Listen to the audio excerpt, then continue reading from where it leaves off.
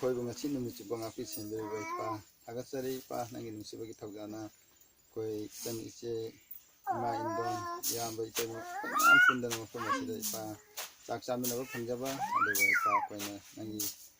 नुसी रे बवाही खरा कोई ताव पंजाब सिंदर थक सरी अजुन नसा कोई नमु मखा ताने पा नंगी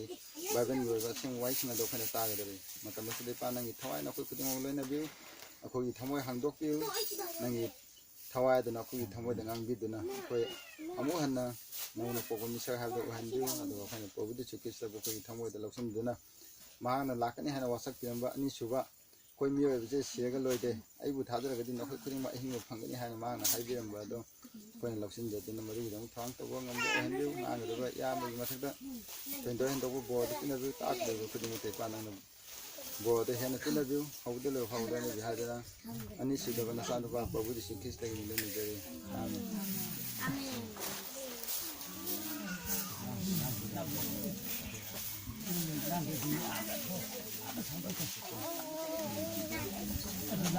मो अखोय मो होजी अनि सुबह सेशन नाय तरंग साय मुक चक्ता ममांगदा प्रभु जिसुना तायं पांदा लाखजिगी मरोय मरम मंगा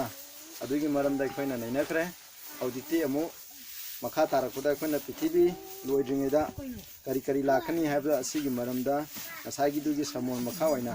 अखोयना मु नैनमनासि होजी होजी अखोयना प्रभु जिसु ख्रिस्ट जे होजी करायदा लैरेबा सगागी पागी जे थांबो नाखन लेतना होजी मा कैदौरी अखोयगी आराम खुबम जे को फंगनिङायगी द मार्क सिबिगरेबा माना सिबिगरगा हिंकलगा अदु खतना अखोय आराम खुबम फंगदब नथि अदुना लोइद्रि कनागुमा चार्सिंगनदि सुमायना ताकपि प्रभु जिसुगिना सिग्रे माना हिंककरे अदुना अखोय आराम खुबम फंगे सि लोइद्रि को होजी माना अखोय आराम खुबम फंग नत्रे माना होजी सिरा हिंककरगा होजी अमु अखोय तायंग पांजिदा अमु लाक्तरेदि अखोय आराम खुबम फंगोयबा यानदाइको अदुना माना होजी लाक्त्रिङि ममांजिदा माना होजी कैदौरी हाबजे अखोयना बाइबल लेगे अखोयना पामिनासि अखोय यंगसे हिब्रू 4 की 45 नाउनंगना पाबिरो खरा थुना नम सचे 4 की 45 दा 15 सॉरी हिब्रू मरी की 35 दा अखोय पामिनासि दो अंगांग मरमदि अखोय या सोन तो तानिंग दजुको तुमिना वांगांग ngang दबिदा नमनोय सानागे जु तुमिना लयो अदोगा अहनददि डिस्टर्ब तोबे यादे क्वेश्चन चेम मगे चेंग कोने ता देखो पाबिरो पा मरमदि अखोय या सोन अना खांगमिनबा ngamdaba पुरोहिलेन अखोयगी लेबनते अदुबु अखोयगुम मरम पुना मुक्ता अथेंबा फंगलबा अदुमकु पाब यावदबा पुरोहिलेन अखोयगी लई है सिदैदा अखोयना हाबदि मसी अतोप डिनोमिनेशन अतोप सासिन अमदा ताकपीदे जिसु ख्रिस्टगिना अखोयगी पुरोहित मको ओइना हुजिक असेंग मफमदा इपा ईश्वरगी ये थंगबा नाकंदा लेदुना माना लेपतुना अखोयगी दमा हाइजबिरी अखोयगी पाप सिंदोपगी थबक तौरे हाबसे अतोप चर्च अमतना ताकपीदे मसी बाइबल ना हाबने अखोयगी दमा अखोयगी अवाना खंगबिरोइदबा हाइदि अइंगोंदा थेंगनारिबा फावबा अखोयदा कनागुम मी अमा सिमा मतमदा अखोयदा फावरिबा मैचा इसा काइनबा मतमदा अखोयदा फावरिबा मैचा अवा चाइना असिना चिंबा मक्चेको खंगबिबा ngamdaba ngamloidaba purohit leite habne haibadi loina khangbi habne bi khudingi adugi dama adu khangningai gi damne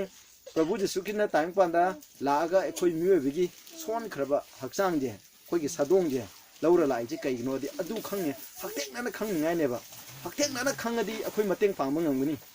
हक्तेक ना आइगी अवाबदो खंगबा मीना आइगी मतेंग पांग ngamni आइगी आइना करी ओइरे हाबजे हक्तेक ना अवाब खंगदबा मी अमना ला आई मतेंग पांग ngamgdro ai sida lai karamba phibam da lai maja paisa paibra ina खुमब्रा लाइरब्रा हाबजे खंगदबा मी अमना कमाई मतेंग पांग चुमब्रो नंग आइगी फिबम जे प्रभु जिसु ख्रिस्टना लोइना खंगे अदुगा हौजी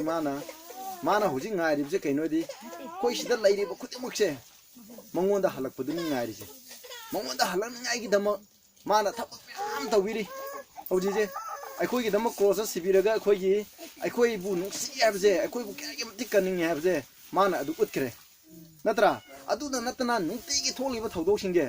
करिगुमा कोई सिलाइबा कोई खुदिमकसे हयेंग सरगदा चपा तारगदिको नंग आइगी पुनसिदको सैतान अखोइबु मांगहनबगी the मोहनबा थेंखांग कयादा ईश्वरना अखोइबु कनबी हाबजे अखोइ खंगने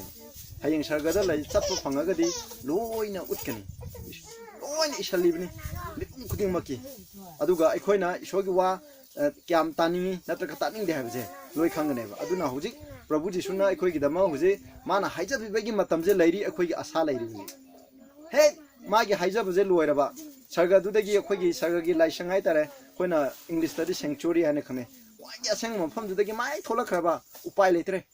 hujik mana lairinge khoigi upai lei aikoi pana phataba mi orgaju pana mi hatpa mi orgaju mina suki matin nungsidena khalagaju aikoi thamoi je yana phatte hargaju wainingbo oisnu khoina hujik prabhu ji krishna ngonda piba matamda ko mangonda changba matamda aikoi da arang khubam phangbagi chance lai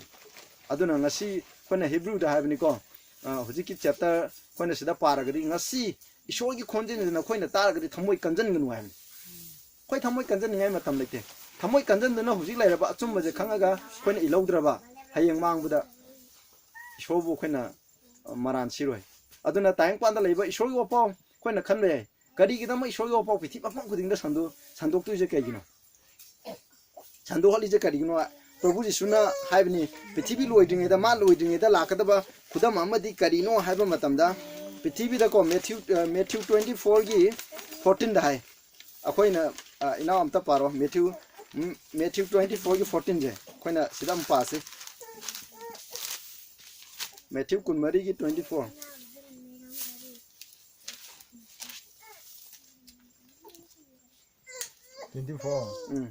kunmari gi taramari aduga ningthau lebaki haidi disukistagi afaba wapa chi jat punamukta sakhi oinabagi damak taibang pan pumuda sandokani mat amasung matam aduda aroiba du lakani ham aina mayamda hangjani je kari gi dama masigi ningthau lebaki hamni karamba kanagi ningthau leba kristagi ningthau leba hamni atopa ningthau leba hamna te ko jisu kristagi nungsibagi ningthau leba ki afaba wapa je पृथ्वी की मफम खुदिंगदा पृथ्वी की मफम खुदिंगदा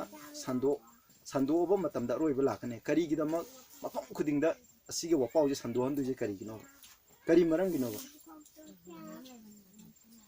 हा कन्ना खुमियो करी गिनो मक्तने बा करी गिदम असिगे अपाउ जे मफम खुदिंगदा चाच खुदिंगदा संदोहाय जे करी गिनो बा अदो आई अमु पागे बा पाबजिदगी दुम खुमोबा को आइना सिदा पाबजिदगी पाखुमदा खुमोबा खायगा करी दाउदा इशोगी पावजी संतोकदबना हायदो सिरि बाइबल मसाना खुमे अदो नोइना सि जे खुमोबा अदुगा निंथौ लेबागी अफबा वपाव छि जात पुनमुक्ता साखी ओइनबगी दमक ताइबंग पान पुमुदा संतोकनेबा करी दाउनबगी दाउंता हुजिकी दो जुम्मे साखी ओइनबगी दाउंतानेबा अदो साखी ओइनिंगाइ जो असोबो मरम अमनि अदु नतबा मरम अमसु यावरिबा हाइरिबा मरम जिदि करिनो पृथ्वीदा लैबा मिपुम खुदिमकसे ईश्वर मिपुम खुदिमकसे आराम खुबम पीबा पामे लोइना फंगनिंबा पामेबा अदु अपासे अखोइना आई होरे हाइदजु सेकेंड पीटर 3 की 9 दो पारो सेकेंड पीटर 3 की 9 दो पारो ईश्वरना अखोइ जे कराम क्याम मिपुम खुदिमकसे क्याम आराम खुबम पीबा पांगे हाबदो अदो खोइना पासे सेकेंड पीटर बाबुगी वालेपगी मरमदा मी खरना अतप ओइना चिंथानाबु इबुंगो तप लाइते अदुबु नखोगी दमक कुइना खंबिबनी इबुंगो महाना कनाबसु महानिंगदे अदुबु पुनम पुनिंग होलको पामबनी तु सोना कनाबु मांगनिंदे बा अखोइ खुदिमु मांगनिंदे इते इबिदा लेरबा जात खुदिमु मैते ईश्वरगी प्रभु यीशु ख्रिस्ट की मफमदा मैतै पांगल हाउ सिंगमी तमी मुस्लिम अदुदा करेम खाइदे ईश्वरगी मफमदा खोइ मेबा खतना खाइबोनी मंगोन फाइदे अदुना मसिगो फाउजे जात खुदिंगदा संदो हाइजे कइनो मरोइबो मरम अमदि करिनो याकाना ईश्वरगी अरांग खुबमजे खोइ खुदिमु तोइना पीबा पामेबा अदुबु अदुगा साखिसु होइने हाय करम मिगिदमा अइना अरांग खुबम फंगदबा मतमदा अइना रोक चपा मतमदा कइदोबा अखोइदि अफबो पाउजे नखोइ लोइ ताहनबनिको अदुबु नखोइना लोक्सनदबगी नोइ नोरोक चसबनिको हाइबजे मदुना साखि होइने अदुगी दमक्तने खंगनिको अदुना मसिबो पाउजे संदोइसिनी खलो नोइजु चुम्बा लानबा जुदि खलो इशोना अखोइदा खनङाइ पांगन पिगरमनि अचुम्बदो इलो हाइबनि चुम अचुम्बा इंगेजु नोइ अपामनि अदु इलोइसु नोइ अपामनि मी खुदिमो इशोना सेंबिबा मतमदा खोइदा अनिंगबा खोइगी इसागी अनिंगबा अपामा तौबगी निंगतमदो खोइ लोइ पिथोकरेबा हुरामबो गिजु याय मी हाट केजु याय हालोइजु याय मसि लोइ पिगरमनेबा ꯑꯗꯨꯕꯨ ꯑꯩꯈꯣꯏꯅ ꯀꯩꯗꯧꯒꯗꯒꯦ ꯍꯥꯏꯕ ꯃꯇꯝꯗ ꯏꯁꯣꯔꯒꯤ ꯑꯆꯨꯝꯕꯗꯣ ꯈꯜꯂꯀꯥꯟꯗꯀꯣ ꯑꯩꯈꯣꯏꯅ ꯑꯔꯥꯡ ꯈꯨꯕꯝꯒꯤꯗꯃꯛ ꯑꯩꯈꯣꯏꯅ ꯋꯥꯔꯦꯞ ꯂꯧꯔꯒ ꯑꯩꯈꯣꯏꯅ ꯆꯠꯅꯤꯡꯉꯥꯏꯒꯤꯗꯃꯛ ꯑꯩꯈꯣꯏꯅ ꯍꯣꯠꯅꯒꯗꯕꯅꯦꯕ ꯑꯗꯨꯒꯤꯗꯃꯛꯇꯅꯦꯕ ꯑꯩꯈꯣꯏꯅ ꯏꯁꯣꯔꯒꯤ ꯑꯐꯕ ꯄꯥꯎꯖꯦ ꯃꯐꯝ ꯈꯨꯗꯤꯡꯗ ꯏꯁꯣꯔ ꯑꯩꯈꯣꯏꯅ ꯃꯤꯄꯨꯝ ꯈꯨꯗꯤꯡꯗ ꯁꯟꯗꯣꯛꯍꯟꯗꯣꯏꯁꯦ ꯃꯁꯤꯒꯤꯗꯃꯛꯇꯅꯦꯕ ꯌꯥꯝ ꯆꯨꯝꯃꯦ ꯀꯩ ꯈꯜꯂ ꯌꯦꯡꯉꯨꯅꯦ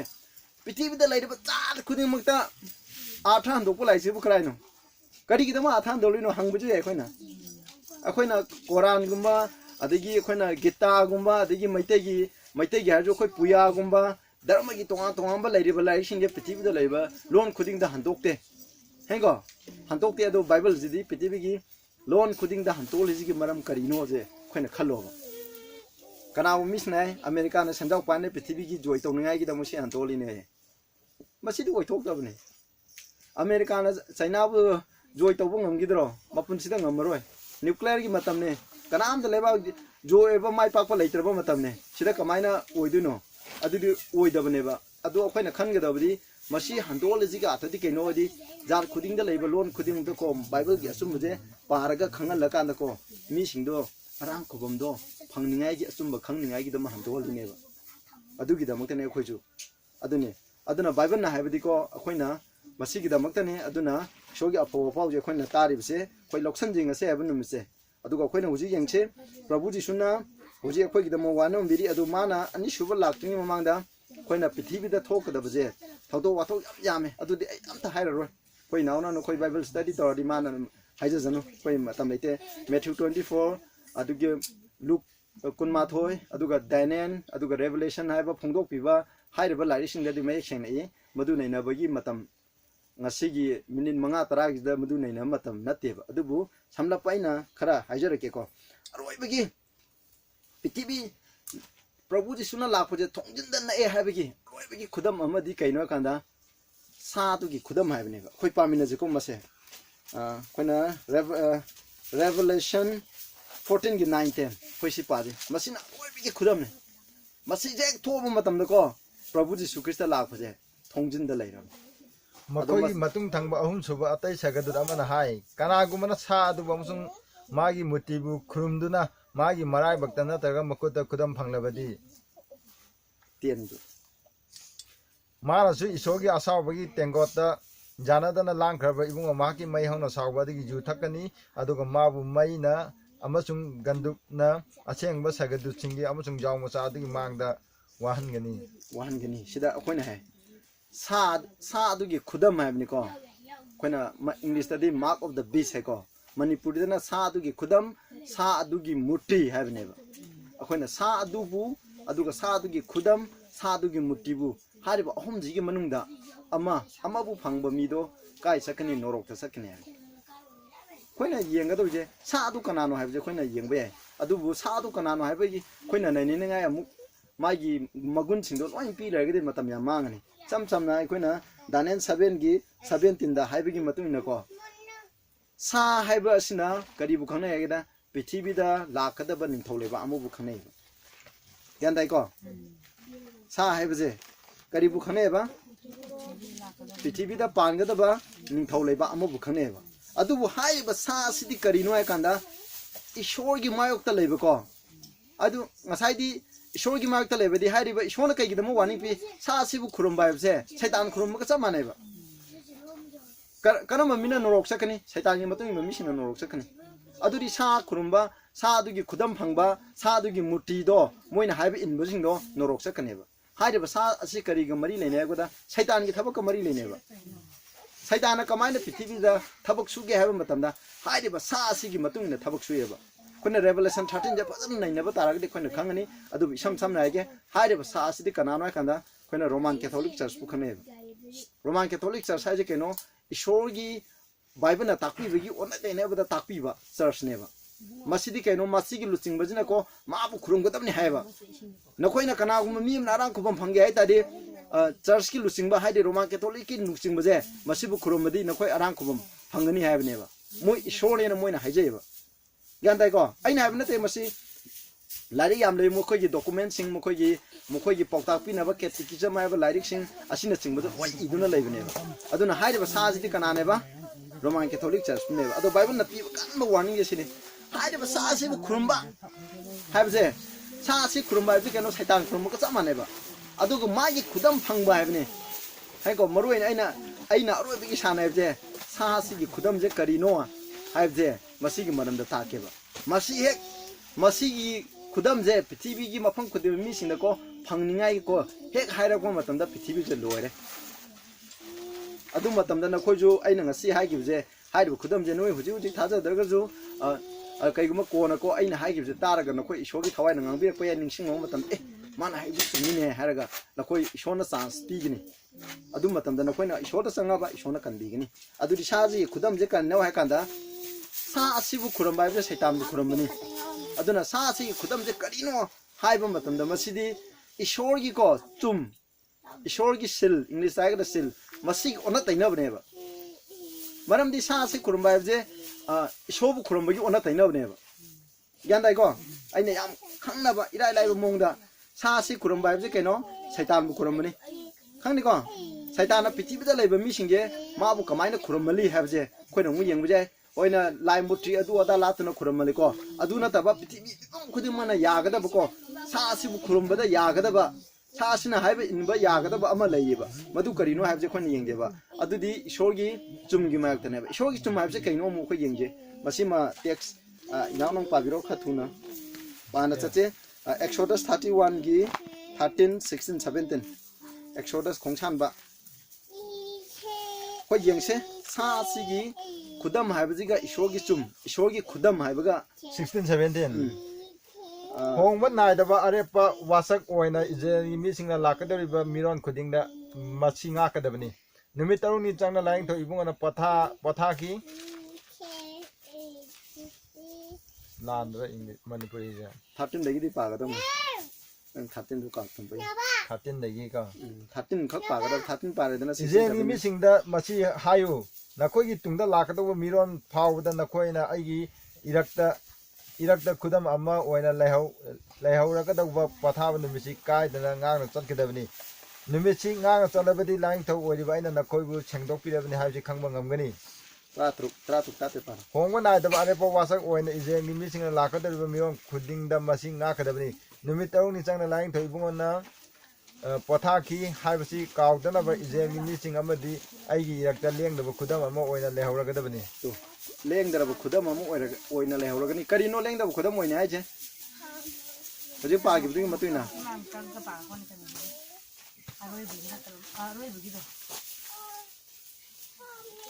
करिनो इशोन लेंगदबा खुदम ओइना अमता पाई होंगबा नायदबा अरेपा वासक ओइना इजेंगि मिसिंगदा लाकदबा मिरोन खुदिंगदा ngasi मसी ngaकदबनि नुमितरुनि मो आई ताते जे खितंग लानबरना खले इंग्लिश तम पारो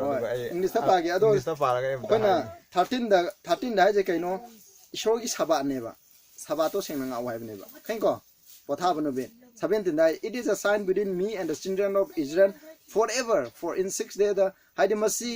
ईश्वरगी मिसिंगा इजरायलगी मिसिंगा आइगगी मरक्ता को लेंगदबा खुदम ने हाइबने खुदम हाइबदि सिलाइबने को सामानेबसे खुदम नि हाइबने खुदम जे कैनो हाइदि सिल हाइबजने इजरायलगी मिसिंग हाइबदि अखोय इजरायल मिसिंगने कोना गैलेशियंस 3:29 दा पाबि मतुइना अखोयना ख्रिस्त थाजरदि अखोय इजरायल ओरे थवाइगो ओइबा इजरायल खंगनि को मसिना हाइबजे कैनो कान ईश्वरगी सिलगी कैनो कान नुमित तरुंगा ईश्वरना मालन पृथ्वी जे सेमी अदुगा तरिनि सुबदा पथागी अदुना हाइबा पथाब नुमिसे सेना ngakpa हाइबजे मसि ईश्वरगी सिलने ईश्वरगी चुमने हाइबा चुमजिगी ओना तैनबदो अदुबुना करिनेबा सा अदुगी खुदमनेबा आई समना हाइबने असेंबदि साजी खुदम जे करिनो हाइबजे अखोइना संदोंना तांनिङाइगिदमा नोंग निनि दि चंगनेबा पुंग अहुम मरि देना चंगनेबा ग्यानदाइको अदुना हाइबा साजी खुदम दि कैनोबा ईश्वरगी पथाब नुमिसे मसिगी ओना तैनबनेबा हाइबजे कनाना सेंबनो सादु कनानो रोमान कैथोलिक चर्चना पृथ्वीदा लेबा मिपुंग खुदिमक्ता ईश्वरगी पथाब नुमित तरेनि सुबा थांजे नुमित पथागनी हाइबजे मसिगी महत्ता माना सेंबा पथाब नुमित अमा सेमेबा मधु सागी खुदमने मधु कैनोबा लाइपे हुजिकसु लै पृथ्वी मबांग खुदिमदा हाइबजे अदम सुती जु ओय अदो हाइबजे हुजिक नोमाजि नुमित निंबा खैको संडे हाइबजे मसिनेबा अदो हुजिक ओइद्रि Huji oidriba hayenko mipum khudimak pithibda leibim khungnimde saji gi mutije khurumda ba yade loi harakani adu matamda aikoina illaba sadu gi khudam akhoi phang masi krai phangani laibakta natraga khutta henko laibakta phangbai bidi aina ko laalaga ju masi ko laurage haina laugi bdo henko ado laibakta phangba kaweba adu khutta phangbai bidina khudai bidi khodi hingningai gi upai ni khudai bidi aduna khoina sada ba yade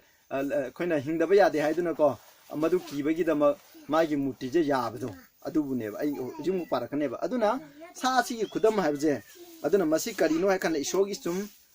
thangje numita isho potha bje masi gi mata nomaiji numita khuramba khoina yengba ai nomaiji numita khuramba habje bible da text ni pang khayaw hengo khuramba habje masida ishona prabhu ji sukhisna hongtokhiba numsu yawde prabhu ji sukhisna thangje numita church kai magi matung ba misina thangje numita loi church kai thangje numita tareni shuba numita loi na church kai aduga nomaiji numita ka bajidi kanana semno moine semane khangni ko nomaiji habje keno san naibni san naidi numit haibni numit ki numit haibni aina ngasai jo haigre numit khrum da mi pithibida mi kanale kanale ge kanam leite masi kamaina on gi abda rong gi ni thau kan content style have nu pam le rame mana ko christian ngai je ko pulap pun ba yani ngai gi dama nomaiji numit se mana semane ba thang ji ka nomaiji ge church karam bane mamai thang da saitan gi plan ji yam phajai ko thang je do to khre nomaiji ngai kare hoji nomaiji loi semaure ade mi sing bible pabe yadre ade pabe yadabdi gi nomaiji ge sumena loi na satkre hengo adubu akoina bible na haibe gi matuina mi ka sande nga ke mi khuding do loi norok sa khadra habi saloi ko aina khangba gi matuina aina khangdraba sande je shogi pathabu nu mine na aina khangja da dan anum chapa kai su kai de ishona pap to adum akoida leiroi papuroi adubu khanga kan ko masi phate habje khanga kan illaba pap leire gyan dai ko akoi sida leiben pung khuni mo che mi akoina khangbu gi matuina ne ba so ya thangje loina tara mok che ngak thra aina amakha khanga amakha ilaba ai sarga sakne ba gyan dai ko tana amak khangda ya de ba nati adubu amak khanga kai ishona khoi ja amak khatang khanga anum le loi amak khanga di mathang da kari khanga lakani ani suba khanga lakani ani khanga ga ingrade mathang da angang haibje class a anum ka ya bro ya dekho a ka ni mathang b class 3 ka ni 3 do khang lore di kaya 4 adumaina ekoi da ko adum mathang tinjan birakane ba adubu ishona khangan gi ba do adugi matung ina satraba khoi pa le kyan dai ko aduna saba dai bi amru oi masi mark 2 gi now paranu ko mark 2 gi 27 28 time ni saba dai bi se kana gi damak semno aikoi mi gi damak semne atopa denomination na takpi ko saba dai bi di jisu krishna cross sibida loi khre khoi iningai darka laitre nomaiji ingdab ni hai nomaiji kai do bai indeno hangma matam da jisu krishna hingat ki bai ni hai bible da text ma piu jisu krishna nomaiji numta hingat ki adudi masida khoi khoina isho khrombagi numiche masini haibse text am piu haiba lairoi laigedro sunglai lairoi laitabje kai do bai iningino ai khoi haibse saitangi matung yam iningeba adugi do ma inbneba maduni ko aduga sida hai mi gi masanu paje pathabu numiki mapuni hai bible dagi noi text am piu ne pibu ngamgodro nomaiji ngabje jisu krista gi hingat ki bagi mana ya biba bor pibiba numine have no text pibu ngamgodro tarini suba numisidi ishona ju sengdok pi ishona ju pothabi ishona ju bor pi have je ahum ne adubu nomaji numichi ishona bor pi ju haide sidi walking day ne thabak subagi numidam ne ishona piba haiba numiche kai gino yam sena khurum ningi je hinkal le have di hinkal pati nomaji numte hinkal ke na bible ne cham na have ni madu da khoi potha haide Matthew maluk jonda paba matam da adu khatani haibje adu misina khoina roman ke tholina sembaneba khainko moina thangje numita gi pathaba numita pura hongtokpana evoren sida para khaiba adu ga sabara haibje kamru oigya bada Isaiah 66 ki kungeni thoi kulum doi da hai masida hai gi matam da ishona anauba sarga anauba prithvi semgana aduna anauba sarga amsu anauba prithvi adu da anauba thama da gina anauba thama pothabu numit amadagi pothabu numit am fawa ishobu la khurumgune hai aduna masina habidi sargadaju saba chinga khne ya thang tara je khona nga oidro James 2 gi 10 da hai kanago mina ya thang je loi na nga ga ama thugai raba loi kai re hai ado huji atopa church sing hai ba je keno atai ya thang ma pan du de khoin ingadam ni ama du di course ta pugre ama do course ta pugre tai ju loi pugre ya bra ba mase ya da bani ko masi achum bane khoin hari je bible de gi ni ko khoin hai ba je aduna khoin na noi na ning ga da mina phana tak pi de ga ju ko Isaiah 20 da ko kanago mina Ishogi wayan jathang amasung to the law and testimony hai ko paro du khara thun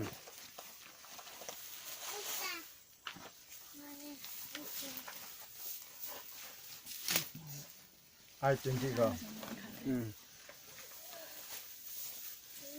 bi khaba pokta amadi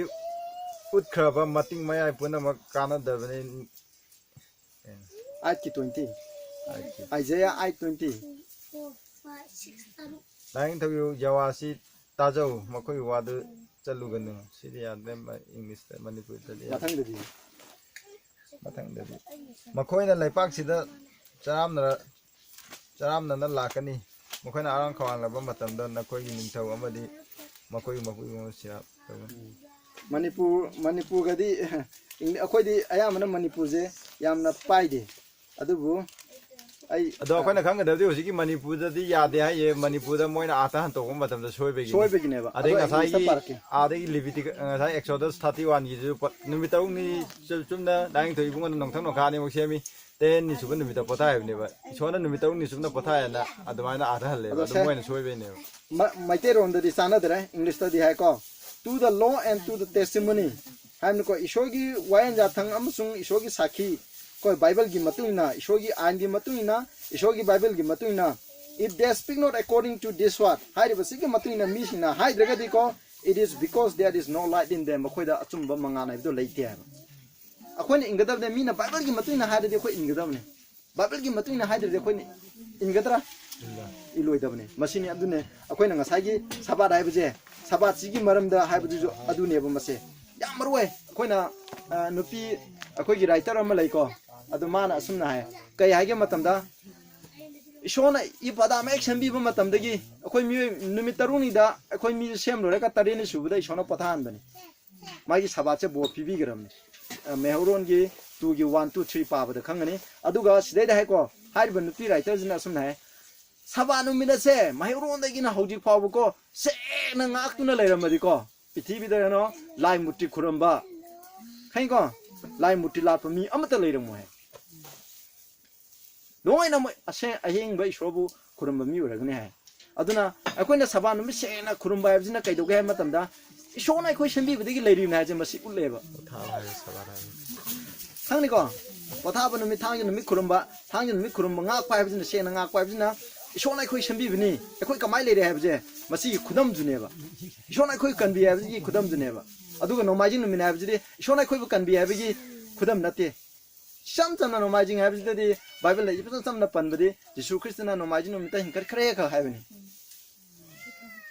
Aduga mana nomajing mana irai nomita sire thangi nomita tu mido kaya gino saban ngai. Yan dai ko aduna koi na sabar habis yam na maru oi aduna Aroiba tibi Aroiba Khudam habis jo Ishor ki sabar seng na ngakpa natraga masagi sagi Khudam nomajing nomise masing ngakpa haiba ani je khakta neba. Aduga sabanu mi sena ngakpo mi singje ishogi ya thang loi ngakne ba sabat se gari gidam maru oino haiba matamda sabara haibse sena nga iba mi do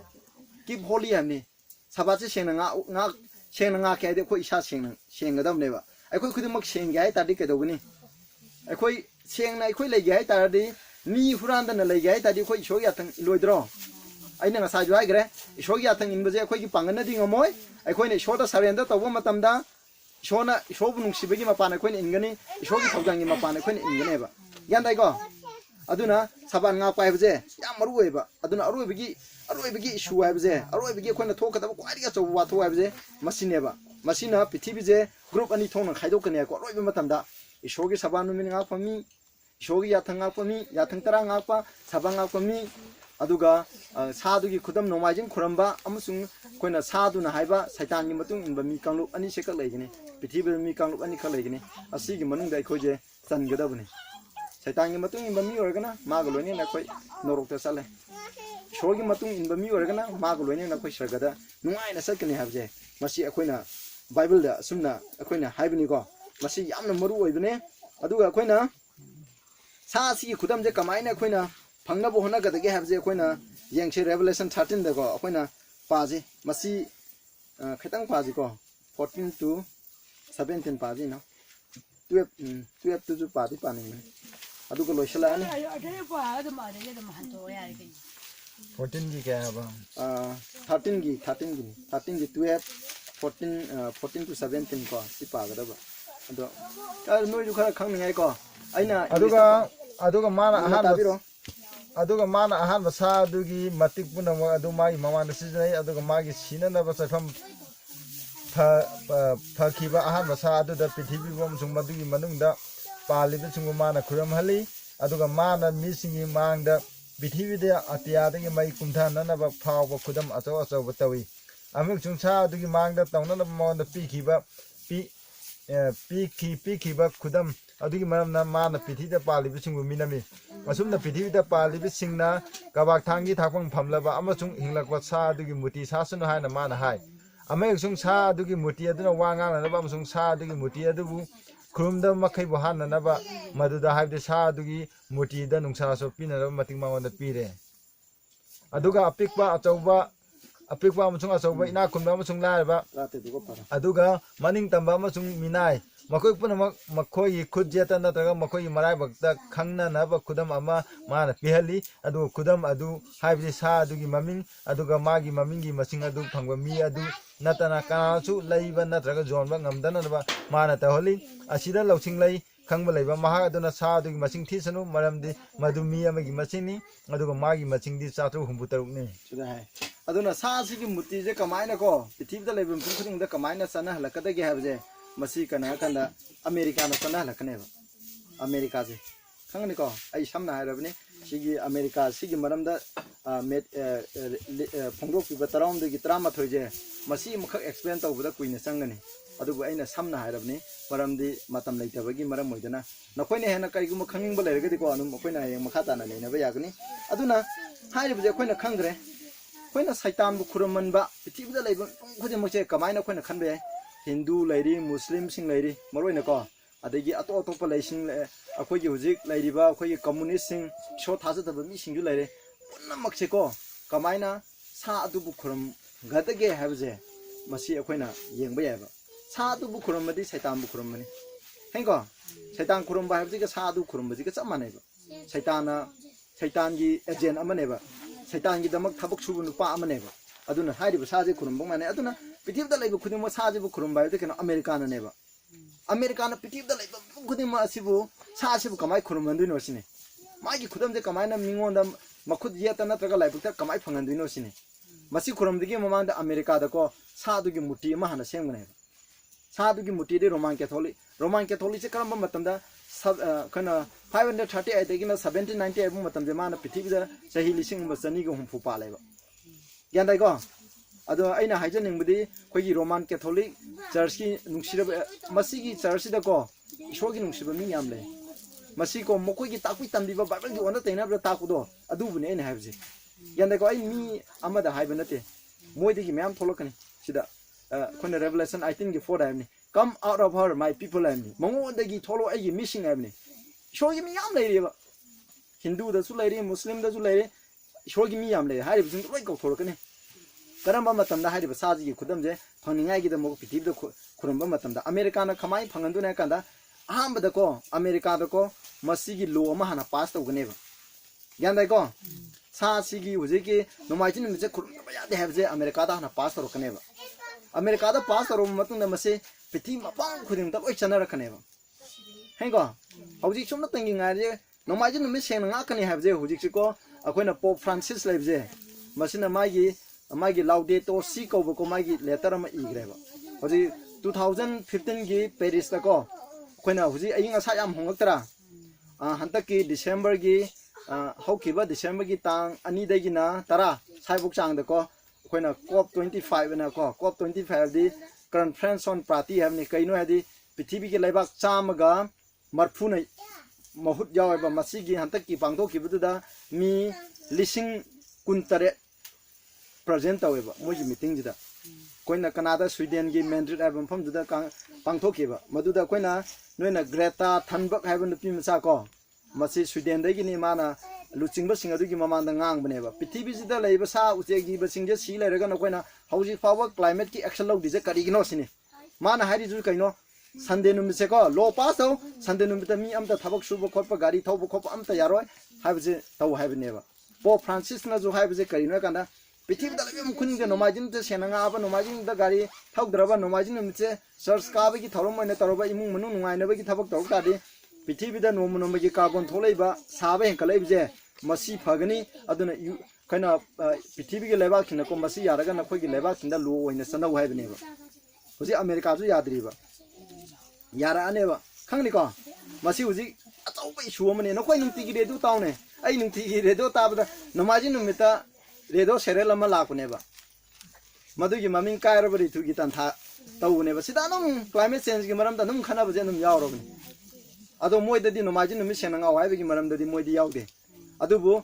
Pope Francis ki agenda di namaji chumbi senanga wai bani masi chaitan inja laine climate kanana hongle mai hu lang pok thoi ba mayam aying asa thoi ba mayam kana no saitan ne aduga masi phaningai gi dam measure je man mu putholi ne pop ta injalaga ko nomajing pop ba bi nomajing mit khrom ba je sa du gi khudam ne ba nomajing pithib da lebisi nomajing khrom ba da nomajing numit ta khoina pithib gi aying asa je phaningai gi dam nomajing no mayam de khoi thabak le pa je second thawra je second thawra ju khona chala je suti uji chu loi ori pithib lai ba mafam khuding da natra हाइब जे गाड़ी थौबा marketing चपा अदे दुकान करी करा बन नोइबे थोंग हांगबा सिंग लोइ लेपजी हाइब जे यारोइदबा कना लेगेबा सिदैदा यारोइदबा लेबा जे कराइदि लाकदे हाइबने नातदे खोइ सिबु तामनि नोम नोमगी उन सौदोरै मसिना मरोम देनो खोइ सिरनि अदे सि यारोइदबा कना लाकदगेबा इशोगी मी खतनी यारोइदबा इशोगी मी खतनी नत्रा अदुनि मसिदैदा खोइना खंगदबदे मसि पृथ्वी लेबा खुदिंग मसिदि याम फबने अदुबु हाइरिबा लोजे अमेरिका दा हजि आइना खनबदे 2020 दगा दिको हाइबदि ngamde ko pass तौबुसु जाय मरमदि 2020 दा डोनाल्ड ट्रम्प जे अमु इलेक्ट तौरबा माजे खल्लबा याम नुंगाइ माइ पाउजे को हजि को 2020 ददि मागी इलेक्शन कैंपेन जे कमाइ तौनि हाम मता अखोइदि येंगदु जे अमेरिका दा कैथु हे जे येंगदौनि अदुगा मीना सुजि अमेरिका दा हमने संदे नुमित सेनंगा तबि पृथ्वी दा महु लांगपो हजि हमता कैलिफोर्निया दा थोइबा अमेज़न दा थोइजे ताब्रनो अमेज़न रिवर दा Amazon basin as a petit level carbon aying a sap control from Brazil Amazon forest never, then forest area to never. Handakum the Saki. Adudagi and Zawajan and Petit the late. Ado high from the Salaiba, I think California, the toy about Petit from within the jar of a toy, a sing south, a sing to Kagan, mission high. Darmagi Lusimba sing scientists in the Kaya, no margin mission and after beginning. Yandago. Masi haibne aduna masi je uje America khatan America na he action lokhal kraba piti leba ki loi lakne ba khatan ngare mini Donald Trump je uje sign tau yadri ba ata ki meeting da ju yadri bong moi je ko aduna 2020 da ma gi boche achago boram le America gi president je sahi tara de na tam pu be ade ma manga luoi gi dore mathang gi November da election tawni adu da man hai mai election gi campaign je kanana tawni mai gi boche kanana khongni haiba matam da ko Roman Catholic aduga nomajing ningi ba church ki Protestant church sing aduga Jews se makoina khongune adu di moina khomadi ka do batai akoi sidai da yong koina election gi agent ma'am senari natra agent sing duna haiba je kanana elect candidate na inbra indabra ha vote kar ba miduna indradi akoi ma mathang bo ka gidro karo aduni hoji hai baje Catholica hoji ki Sunday ningba sing aduga Jews kambu je makhoi pulane Jews na ju mayam support toy pulani America da lebi sing je America da loi jale ado hai baje na board khombi ba matam da moi di hoji hai du je nangi da makhoi board khombi rage aduna he president oi ba matam da nang no mai jin miti ko masi je pass to do be ade hana inshallah ne ba adama indaba ngamgudra ngamo asi tawrene ba ado Bible na haibni ko roi bigi sana bi keno America da no mai jin mi che khulum na ba आइन सेमगा को इशोगी सबात की मायक तो आइन सेमगा एक पास तो वो मतलब द पृथ्वी से लोय रहा है सिन अरोइबा खुदम ने चिनाउसिंग होजिक थोकदबि ngai लेरिबने अखोइना मसीगी क्लाइमेट की अखोइना सिगी द जो मणिपुर मचा अमजु यावरिबने होजिक लिसिप्रिया कांगु जमना यावब्रा अदुरो होजिक मोदी दगुम हाइजे इंडिया सरकार मोदी नंग जो क्लाइमेट चेंज की एक्शन लव हाइजे अदुगा मोदी ददी याम हराव ए नोमाजी नुमिता कोइदि थबो लो पाइबजि अस अखोइगिदि याम फैने सिदि अखोइगी सूर्य देवबु खुरमबगी तंजा अमा फंगुजे याम फैना हराविने मादि मोदी दबाव ग्यान दाइगो अदुना अखोइना मसी सोइदना थोलगनी हाइरबजे अखोइना खंगदबजे मसिनेबा मसिना पृथ्वीदा लाखदब अरोइबगी खुदम दसिनि मसीजे थुंगनबगी दमो होजि थुंजिन द ngai लेरिबनि अदुना अखोइ होजिते गोना को अखोइ मसीगी दम अखोइना रेडी तौबा हाइबजे मसिदि हना मरु ओइबजे अखोइना लेइतेबा अदुना इसिनाउसिंग अदुगा आइना अरोइबदा लोइसलागे अरोइबदा अखोइना हाइजनिंगबजे को अरोइबगी सेलगी असिगी दमको अखोइना करी थौरांग तौगदगे अदुगा हाइरिबा सिदगी नानथोखदगे अखोइना सरगदा सकदगे हाइबजिगी आइना अरोइबा पॉइंट अहुम ख हाइरगे अदुगा लोइसलागे को सिदेदा हाय सिदा हाय अखोइना नुपी अमना असुना हाय को इशोगी चुम फंगदबा मिसिंगको अदुगी मतम अरोइबगी मतमदा अखोइना अदुगी मतुंगददी संडे पास तौर मतुंगदा पिथि मपम खुदिंदा लोइना पास तौलबा मतुंगददी मी लाइबक लेपसग्रनी असुम मरा लोइ खंगलनी अदुनि ngसाइगी सादुगी खुदमदो ngसाइ बाइबल हाइबगी मतुंगना मिपुं खुदिंदा फंगनगनी सादुगी खुदम फंगदबा मिसिंग लाइबे योंबा याररोय हाय हेंगो अदो उजि इराइलाइ नंग नमाइजिंग नुमि सेंना ngaपुरा अखोइ असेंगबा मिसिंगदि ngaक्तेन कापिररोय काट खंगदे अमा खंगदे को लोइना उजि थिंगजलनी अदोइ तारे खोइ लाइबे यारो उजि चाइना ददि तौरे मिजिंजे को फोन गुम्बजे चाइना ददि को मुखोइगी एनी अमा मचप मतमदको मुखोइगी कैनोजे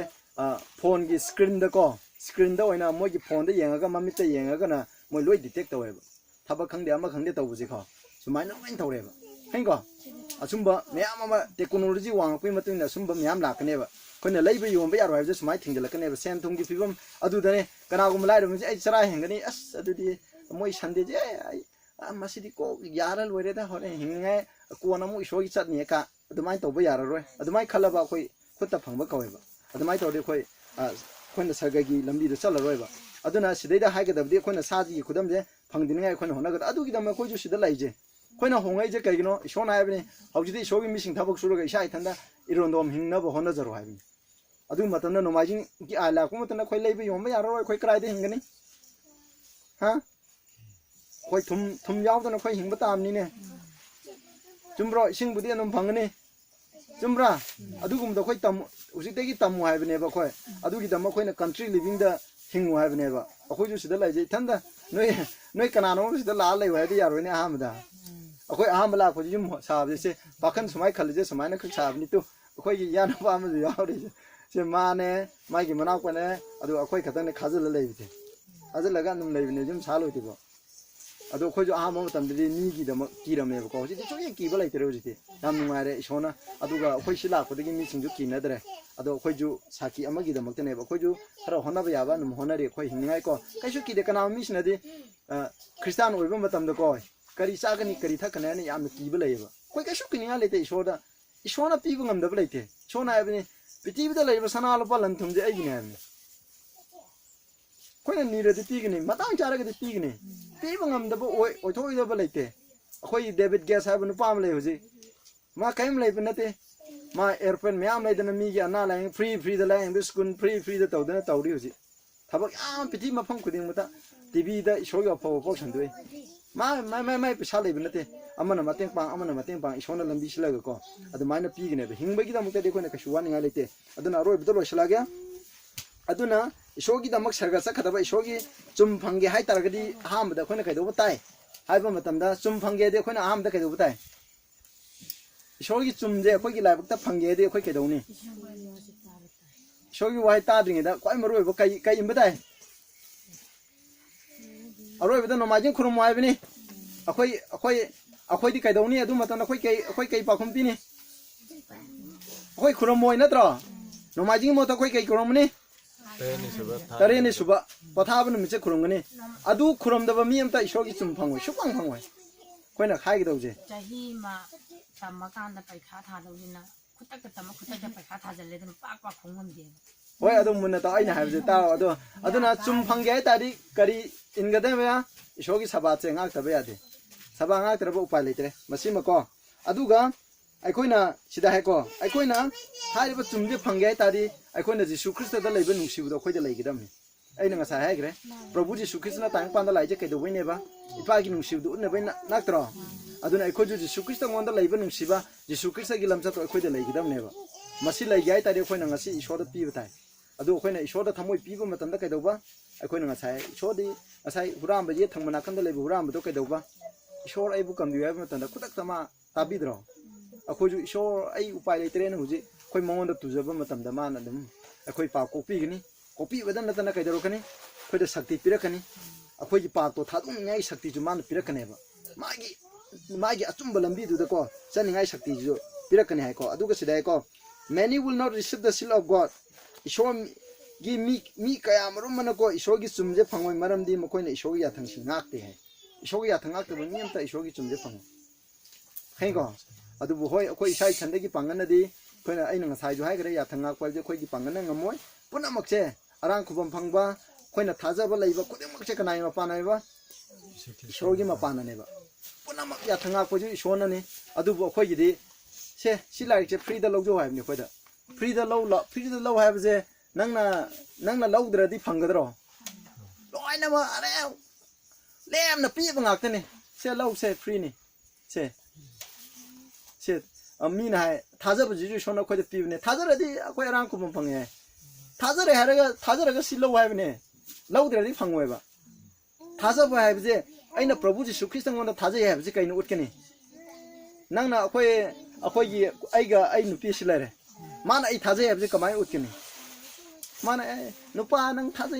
nang nungsi ado kamai ut ke ni chin da hare ya bro kai nu ut ke ni nate kai nu ut ke ni har wa som da ta gre thabong nu ut ke ni chum bro aina imai pa nungsi ab je kai nu ut ke ni thabong na natro aduni sumaina khoi na thaja ya bdi khoi na thabong nu ut ke ni ha je khoi na kaw roi da bne ba masini ko aduna masini aduga sidai ko aduga aikoi aroi boina ko akoi mi amai gi punsi da ko ai aroi boina hange aikoi mi amai gi punsi da kwari manu je kaino akoi sida lai bam tung kunim je peti da lai tung kunim mak che sida da kwari gi maroi ba hab je kaino ha hawai wai haina ro ne kwari maroi je kaino ai gi punsi da ko phanga da kwari gi maroi je kaino arang khubam numda ai gi punsi da phanga da kwari gi maru oi ba kwari gi maman jam ba poche ishona ju kwari gi khoi gi maman jam ba poche kari no da nang ai gi arang khubam jine ba adona nai da ne himje ba ji ko simtang para lo sele jine ko Matthew 16:26 Matthew 16:26 loire ai yam sang ngang da bune en ten na Matthew maram di mi amana taibong pan pumba phangjara ka ma gi thawai mangjara badi ma gi kari tongjabage naraga mi amana ma gi thawai ga kari ga sinagadage khoi na habje kwari gi maru habje kai ne ba khoi gi thawai habje khoi gi thawai je manga ba ai khoi sinau cha khoi sida leibje khoi gi thawai ama khak lei masi mang ba natra kanja ba habje nang ai gi ne nang ai gi lai buk ta lei ishona khoi gi thawai je akhoi gi arang khubam je akhoi gi punsi je kaningai gi da makta di taw ba ya ba makhai loi taw re thaingo taw da ba lai tre ado akhoi na wa le ba habje kanai gi thau no akhoi gi thau ni chumna ta gi akhoi na lojja ba habdo madune ba hojik pithibi da lai ba mi sina tanari je kaino tanari je kaino hojik pithibi da lai ba mi sina suba number doctor engineer adu da phd adu da college ada amada lairik laisu tamni ba oi namak che kari no tammi je kai no ba oi na hojik tawnari bi jing je khoi na icha isu sing pithibi da lai ba mi sina lai tamale adigi ml oheli adi phd tawli adi mathang da adigi mu research scholar oheli aduna mathang da thabak che is adu da choba pham ko asina singba myam da tanai je masi kai dong ningai no bu moi na tanai je paisa tana ba singna ba gi paisa gi natro paisa gi da ma atu gam hone ba ꯑꯗꯨꯕꯨ ꯑꯩꯈꯣꯏ ꯊꯋꯥꯏꯒꯤꯗꯃꯛꯇꯗꯤ ꯑꯝꯇ ꯍꯣꯠꯅꯗꯦꯕ ꯑꯗꯨꯅ ꯏꯁꯣꯔꯒꯤ ꯃꯤꯠꯌꯦꯡꯗꯗꯤꯀꯣ ꯏꯆꯤꯟ ꯏꯅꯥꯎꯁꯤꯡ ꯑꯩꯈꯣꯏ ꯁꯔꯒ ꯆꯠꯀꯗꯕ ꯃꯤꯁꯦ ꯅꯪ ꯂꯥꯏꯔꯤꯛ ꯍꯩꯕ ꯃꯤ ꯈꯛꯇꯅ ꯁꯔꯒ ꯆꯠꯅꯤ ꯀꯥꯏ ꯍꯥꯏꯔꯝꯃꯗꯤ ꯑꯩꯈꯣꯏ ꯌꯥꯝ ꯂꯥꯏꯕꯛ ꯊꯤꯔꯝꯅꯤꯀꯣ ꯑꯗꯨ ꯅꯠꯇꯦ ꯏꯁꯣꯔꯅ ꯍꯥꯏꯕꯁꯦ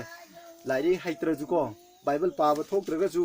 ꯃꯤꯅ ꯕꯥꯏꯕꯜꯗꯒꯤ ꯄꯥꯔꯒꯀꯣ ꯕꯥꯏꯕꯜꯗꯒꯤ ꯄꯥꯔꯒ ꯑꯩꯈꯣꯏꯗ ꯇꯥꯛꯄꯤꯕ ꯑꯆꯨꯝꯕꯁꯦ ꯑꯩꯈꯣꯏꯅ ꯂꯧꯁꯜꯂꯒ ꯏꯜꯂꯕ ꯃꯇꯝꯗꯀꯣ ꯑꯗꯣ ꯑꯩꯈꯣꯏꯅ ꯑꯔꯥꯟ ꯈꯨꯕꯝ ꯐꯪꯒꯅꯦꯕ ꯑꯩꯈꯣꯏꯅ ꯍꯥꯏꯕꯅꯤ ꯁꯅꯥꯅ ꯂꯨꯄꯥꯅ ꯂꯩꯕ ꯐꯪꯗꯕ ꯂꯟ ꯍꯥꯏꯕꯁꯤ ꯀꯔꯤꯅೋ ꯍꯨꯔꯥꯟꯕꯅ ꯍꯨꯕ ꯉꯝꯗꯕ ꯁꯅꯥ ꯂꯨꯄꯥꯅ ꯂꯩꯕ ꯐꯪꯗꯕꯀꯣ ꯂꯟ ꯍꯥꯏꯕ ꯈ꯭ꯋꯥꯏꯗꯒꯤ ꯃꯔꯨꯑꯣꯏꯕ ꯂꯟꯁꯦ ꯀꯩꯅꯣ ꯍꯥꯏꯀꯥꯟꯗ ꯑꯩꯈꯣꯏꯒꯤ ꯑꯔꯥꯟ ꯈꯨꯕꯝꯅꯦꯕ